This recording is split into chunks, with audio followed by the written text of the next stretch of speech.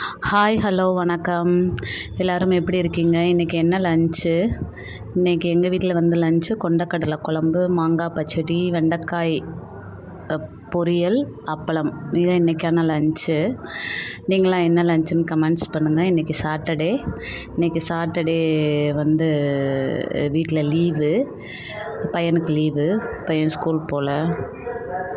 So இன்றைக்கி shutdown வேறு, அதனால் வந்து வீடியோ வந்து கொஞ்சம் கிளாரிட்டி இல்லாமல், எந்த ஒரு லைட்டும் இல்லாமல் எடுத்தேன் வீடியோ.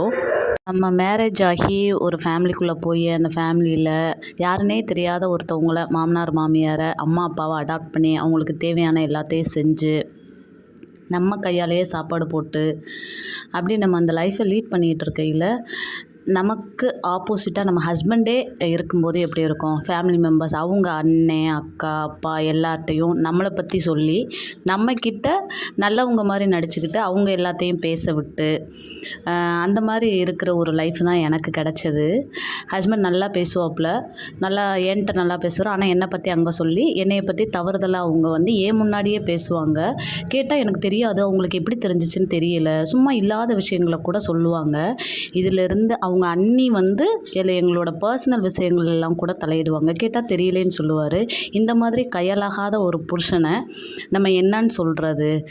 என்கிட்ட ஒரு மாதிரி அங்கிட்ட ஒரு மாதிரி செய்கிறவரை